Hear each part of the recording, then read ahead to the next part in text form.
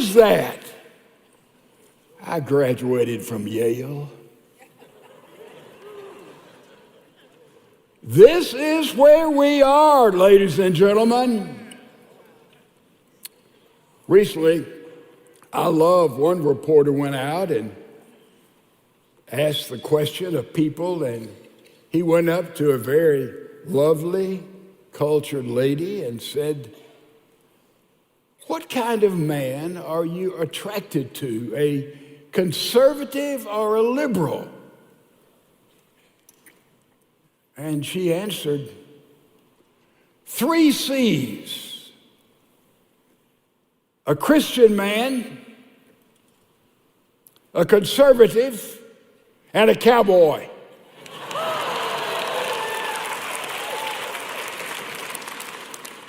We've got a lot of Christian men here. We've got a lot of conservative men here. And we got a lot of us dressed up like cowboys. And I just asked the question, how can you tell the difference between a drugstore cowboy, that would be me, and a real cowboy? So I thought I'd ask that. How many men here, if we brought a real live horse in here and had a big old saddle, how many men here could confidently put that saddle on that horse? There are our cowboys. Would you men stand up if you could do that?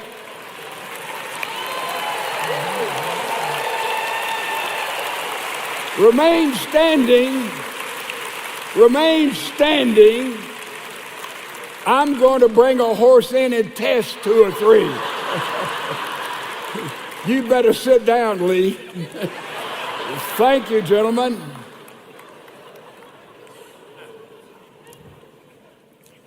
We've been studying the book of Psalms. We're going to go through Psalm 1 through Psalm 23. We've already looked at Psalm 1 and Psalm 2. They are the introductory psalms. Really, they in the original were just one psalm. And then you move on into Psalm 3 that we have looked at. And we've looked at Psalm 4, and now we're going to study Psalm 5. We put these 3 psalms in a context. Absalom revolted against his father, turned the people of Israel, over half of them, against David's righteous reign.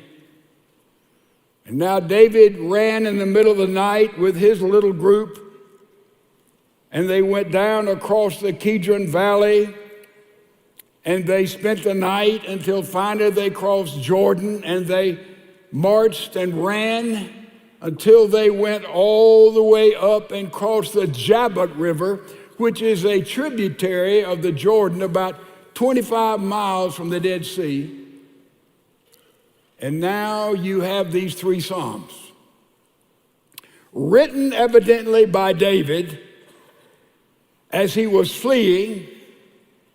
And Psalm 3 is called a morning psalm. Remember, he awakened in all probability and began to write in his devotional word this fabulous hymn.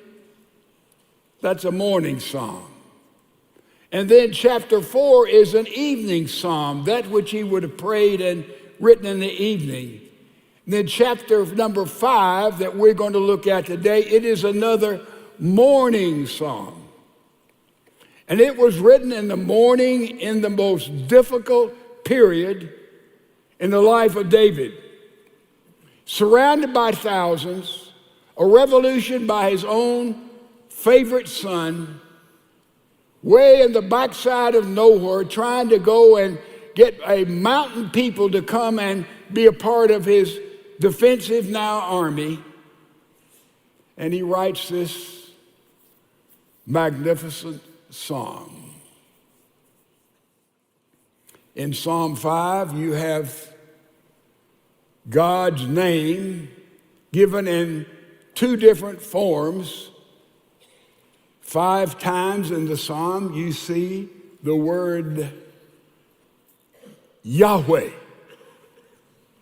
When you see a name for God in the Bible, always that name describes something about God. Yahweh was the covenant God. Yahweh, when he used that word right up front for God in Hebrew, it would mean that David understood he was in the covenant, and that name comes all the way back to Moses. When Moses at the burning bush recognized that God was there, a bush was burning and not being consumed, and he said, "What is your name?" "God, you're here. Which God are you?" The answer came, "I am that I am." Literally, the answer was, "I am Ha. I am Ha. I am life." That's the covenant name for God. And that is used 5 times in this one chapter.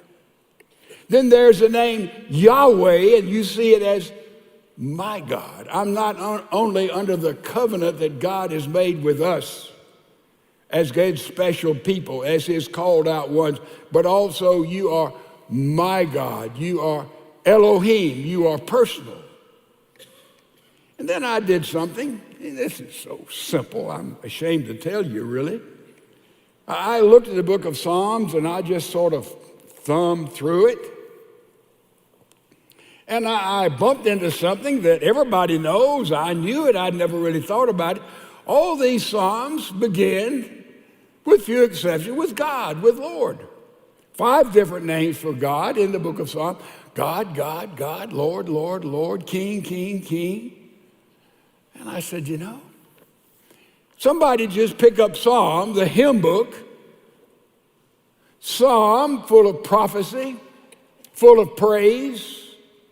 Psalms put to music. In fact, Psalm number 5, if you read the little introduction to it, says it was put to an orchestra of flutes when it was sung in worship. I asked Rodney Brooks, Pastor Brooks, about an orchestra of flutes. He said he couldn't imagine such a thing. But that's the accompaniment that later on was put to this psalm that was written by David in the most extreme moment of his life. So all the way through Psalms, Psalm 1, Psalm 150, God, God, God, Lord, Lord, Lord, over and over, King, King, King. Did you know if somebody would pick up Psalms and they were agnostic? Well, I don't know if there's a God or not. I'm wise. I'm going to wait and get all the returns.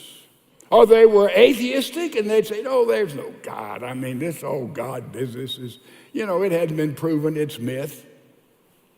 So they wouldn't be thrilled by the music and the majesty and the praise and the prophecy they find in Psalm, because God is a great big question mark. At the same time, I was reading Eric Metaxas' book, Is Atheism Dead? By the way, whatever book you might read, take time, order it, buy it. Is Atheism Dead by Eric Metaxas will change your view of science. And if you have any doubt about God, or you're supposedly some kind of pseudo-intellectual that, I'm an agnostic, I don't know whether there's a God or not, I'm going to wait some more evidence will come in. Read this book, get back with me, because it is the counter book to that which was on the front page of Time magazine in 1966. And the front page said, Is God Dead? And I remember clearly some reporter asked Billy Graham about this front page article, which really was not so much that God was once here and God died, but was an atheistic position that there is no God.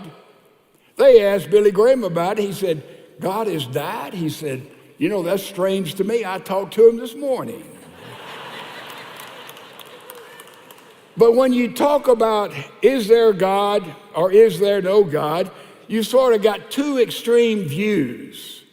There's one view by a lot of scholars and a lot of people, and some of them have expressed this boldly, that they do not want there to be a God. Yep. Friedrich Nietzsche said this, and he was quite honest. He said, you know, I don't believe there's a God, and I don't want there to be a God because it will mess up my sex life. Yeah. And a lot of people don't want there to be a God because the hedonistic lifestyle in which so many people live, I, me, my mind, pleasure, what I want to do, I've worked out my own deal, I'm satisfied with this, and I can handle this. They don't want there to be a God. If there is a God, he needs to be way, way up there, and if I need you, I'll call you. A lot of people do not want there to be a true and living God. And there's another group that wants there to be a God, hopes there to be a God, and thinks, well, maybe there is a God, and I kind of think there's a God. I'm going to tell you something, folks. An amazing thing has happened since 1966. The high water mark, I think, of accepted atheism, agnosticism. And if you have not stayed up to date, I've got a surprise for you. Science has now conclusively proven, be careful, this is not an overstatement, that there is indeed a God. Science. Now stay with me. A lot of people who are in the intellectual category still are back there in 1966, and they think that science continually has proved there's no creator, there's no ultimate personality. And the truth is, the opposite has taken place. And as we look at praise to God, prayer to God, singing to God, insights about God, learning the character of God as we go through Psalms, we're going to bump into this all the way through. And I'm going to begin with just one simple statement. Science has proven there is a God, going back to a relatively recent affirmation, and that's the Big Bang. You say the Big Bang Theory. The Big Bang is no longer a theory. It is established science. Well, what is the Big Bang? It simply says that there was a moment in which out of nothing came the creation. The theologians call it creation ex nihilo. You see, up before the Big Bang was affirmed by the scientists, up to that time, the argument was, well, you know, as you move through and there's infinite time, anything can happen through evolution, right? That's the argument. That's the evolutionists. Because given enough time, you can take some scum out of a primeval swamp, and that scum will develop into a cell and then into life, and life of all forms by chance, random observation events, because time is infinite, right? That's the argument you run into all the time when you talk about design and evidence of God. But once the Big Bang was established by, I guess, Einstein was beginning of it, and others even prior to him, and then the Hubble telescope, and then we move today to a telescope infinitely more powerful than Hubble. And all of a sudden, science, And I won't get into this too deeply because I can't go very deeply. I can't go very deep myself. But science starts and moves toward the Big Bang, and you have an effect. You always have a cause, right? Anybody want to debate that? Bang, an effect. Slap my hands together. What's the cause? Took my muscles, slapped it together. The effect is that noise and the reddening of my hands, right? There's a cause and effect behind everything. But scientists so many times work in the other way. They look at an effect and they ask, what is the cause? Follow me? Here's something. Where did it come from? How did it get there? And through this looking at effect and going to the cause and looking to the effect and going to a cause, Oppenheimer, so many scientists, they came to the position that there was a moment in which there was a Big Bang. And this Big Bang exploded the cosmos, and therefore, through observation, scientists have empirically proven that that explosion is still going on, and the universe is not contracting, it is continually expanding. Hello. And therefore, a wall has been built, and on this side of the wall, there are the scientists, there's the astrophysicists, and there's all of those who use the scientific method. Proof is revealed by experiment. That's the basic, simple definition of the science. You experiment something, it is proven. But you can't do this with creation because it is a singularity. Stay with me. It means it happens once in a while. You can't repeat creation. And therefore, proof revealed by experiment has verified as these scientists have looked at the universe and said there was a moment in which there was an explosion in which all this came into being.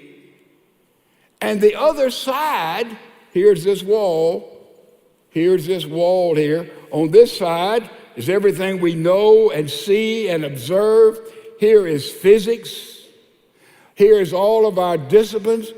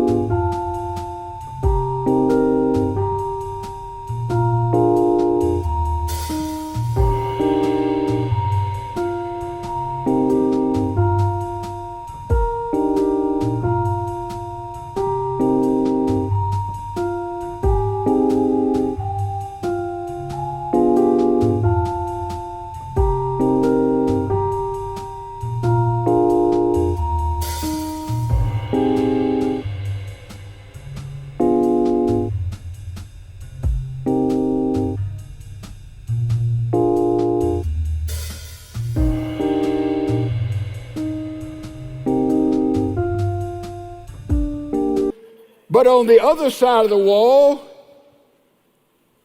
there's nothing. Science cannot say a thing. The Big Bang established a moment in time that the world came into being 13.8 billion years ago. Bang, Big Bang. And therefore, there's not infinite time in which all these so-called movements can take. So there comes a wall, and the other side of the Big Bang, science has nothing to say. Because all of a sudden there is not space, there is not time, there is not matter. That's all on this side of the wall. You got it? I mean, it's trying to say it as simply as I can. But on the other side of the wall, you know what scientists say? They have no place there. They have nothing to say. And some of them have reluctantly been honest to say the only thing on the other side of the wall is the first chapter of Genesis. In the beginning, God created. That's giant, folks.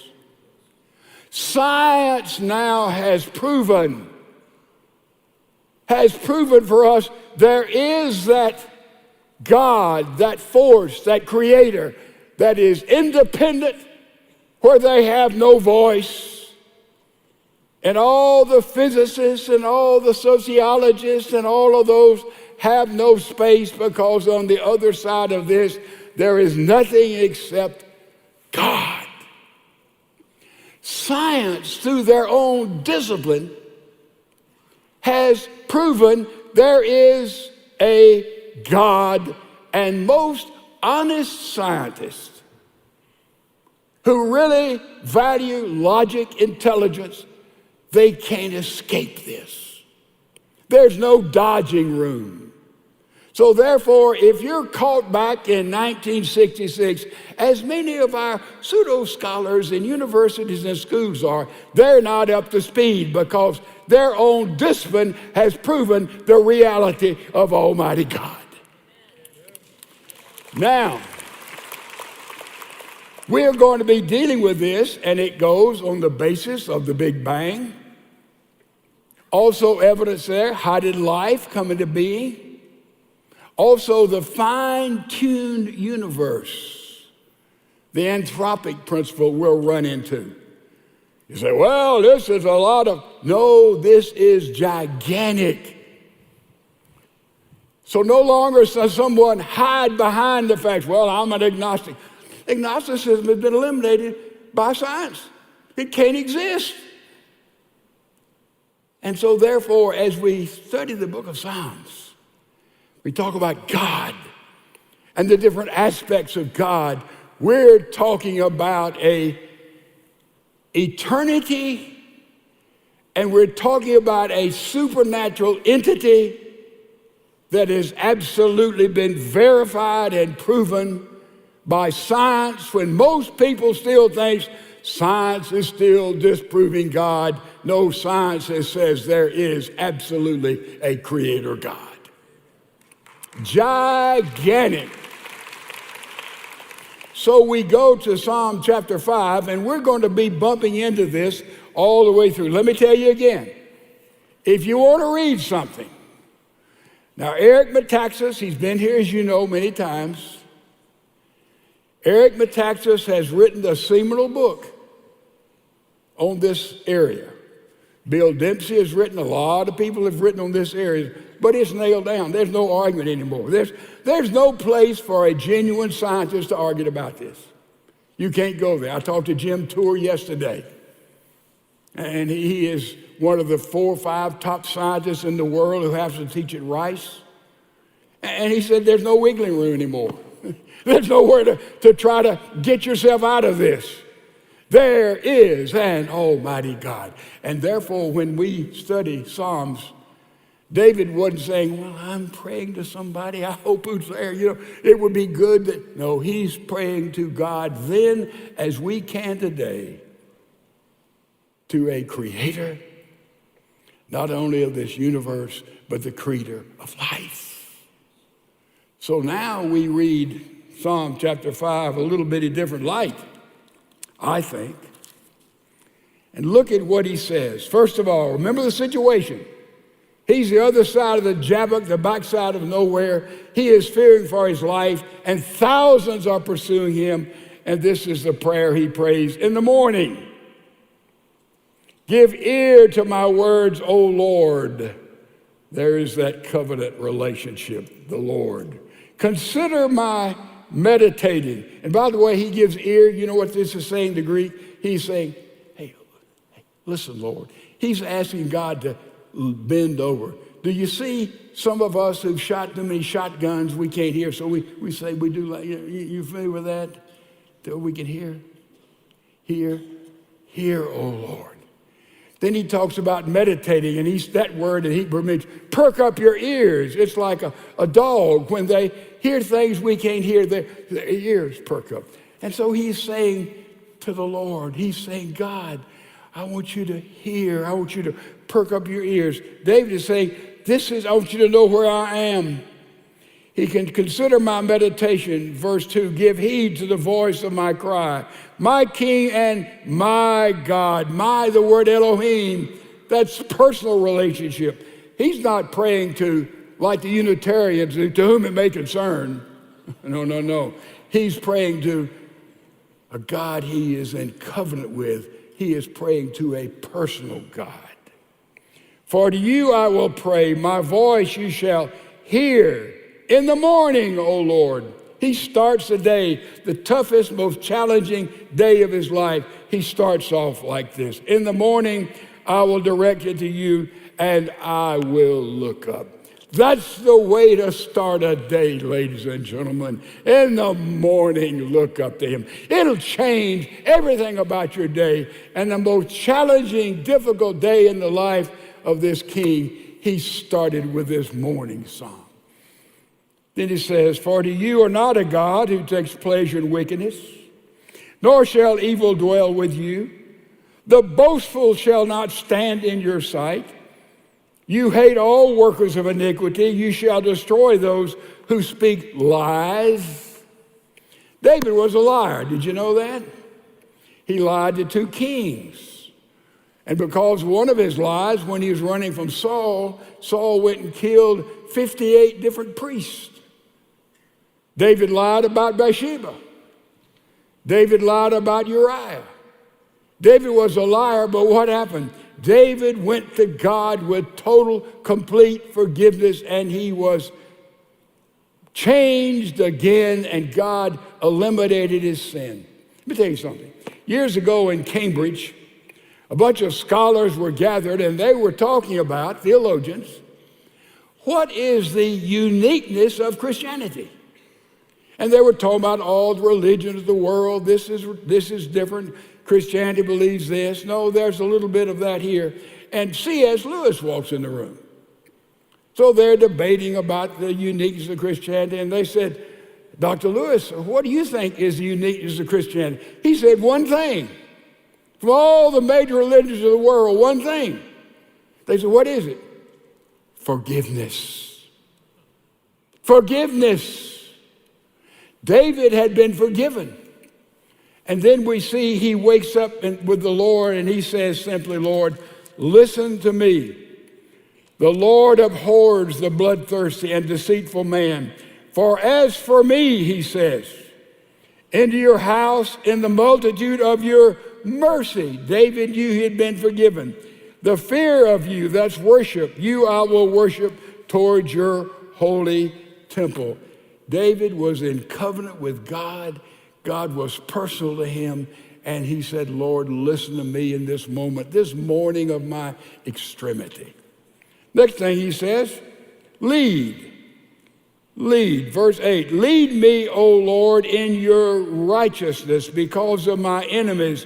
Make your way straight before my face. Isn't that it? You see where he is? You see where we are? He wakes in the morning. He said, Lord, I'm in covenant with you. I have a relationship with you. And Lord, I want you to listen. I know you won't listen to those who are out of fellowship with you. You can't hear them, their wickedness, their lying. But I've been through that and you have forgiven me. And therefore he says now, lead me. Boy, lead me, direct me. Man, he had enemies all around. He had his troops being marshaled. He needed God to lead him. He said, I want you to lead me so with my face, I'll make the right decision in life. Isn't that what all of us want? Every day, Lord, lead us. Lord, help us make wise, godly decisions.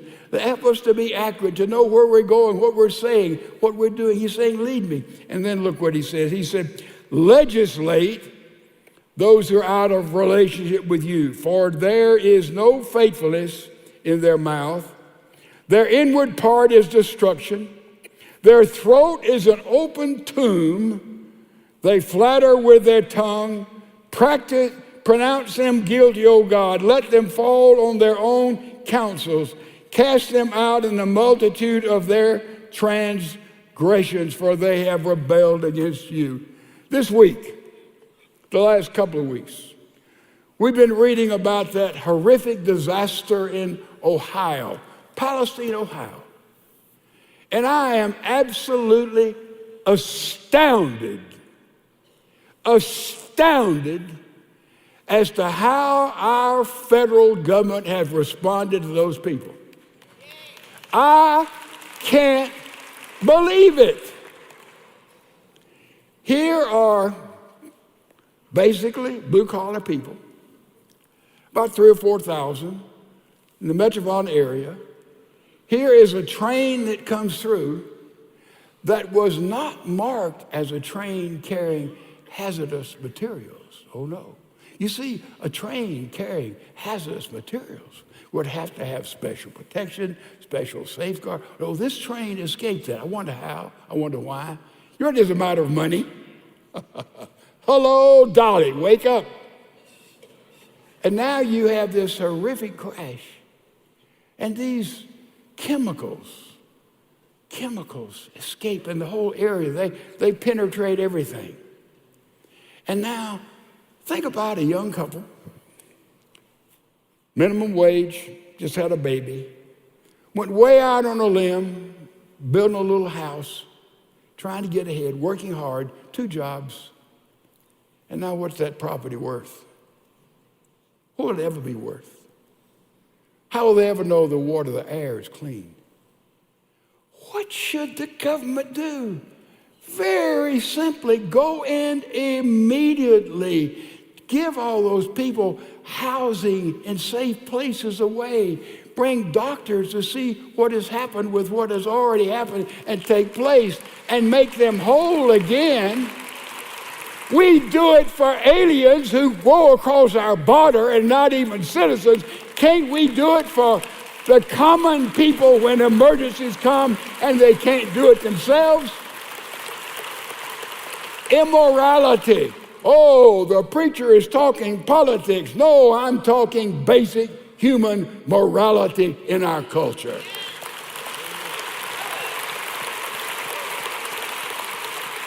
David saw this. When those who are in leadership do not reach out and help. So this is an easy thing to do.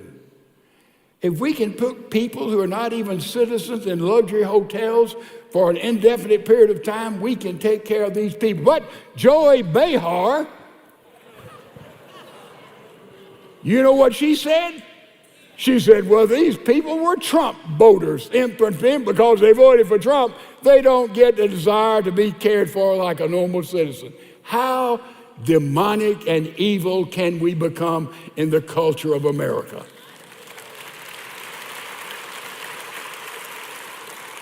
David saw this in the rebellion. And if you don't think we're in a rebellion right now, I want to speak with you for a moment. If you don't think we're in a war right now for the basic Judeo principles upon which our nation stands, I want to speak with you after the service. It is obvious to us. And it's time for us to speak and live out the truth in love, and hopefully we'll have enough compassion left to touch those, even those who've been totally wiped out, disenfranchised. Wonder what the property values went down in that area. Anybody want to buy any land around Palestine? But thank goodness, with their great wisdom, they have taken how many thousands of gallons of water and waste, and they have buried it right outside the city of Houston, Texas. Man, that's brilliant, isn't it? You say, well, the scientists have proven it's way down below the aquifer. How much evidence can you show me that that works, ladies and gentlemen? Bring that forward, would you? Can't do it. Can't do it. You see how deadly it is when we move away from basic principles of God, Judeo principles of caring for the least, the last, the lost, independent of any other standards, anything that divides us. Economic color, that's all nonsense when we're in the family of God, and that's who we are to be in the church and prayerfully in the United States of America.